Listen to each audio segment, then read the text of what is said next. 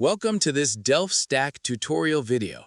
In today's video, we'll learn how to delete pages from a PDF file on your Mac using the built-in Preview app, so you don't need to install any extra software. Start by locating the PDF file in Finder. Once you find it, double-click the file to open it in Preview. If the PDF opens in a different application, right-click the file, choose Open With, and select Preview.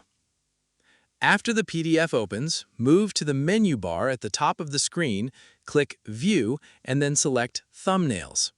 This will display all the pages of your PDF in a sidebar on the left, making it much easier to manage individual pages. Now, click the thumbnail of the page you want to remove. If you need to delete more than one page, hold down the Command key on your keyboard while selecting additional pages.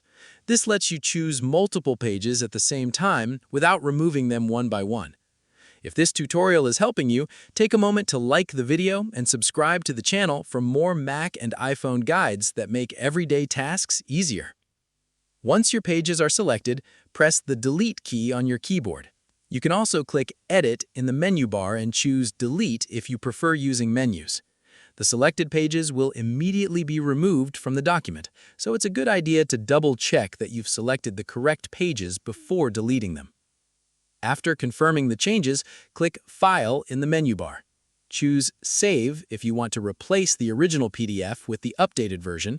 If you'd rather keep the original file, select Save As and create a new copy with a different name. This gives you a backup in case you need the original document later. And that's all it takes to delete pages from a PDF on a Mac using Preview. Thanks for watching this Delft Stack tutorial video, and I'll see you in the next one.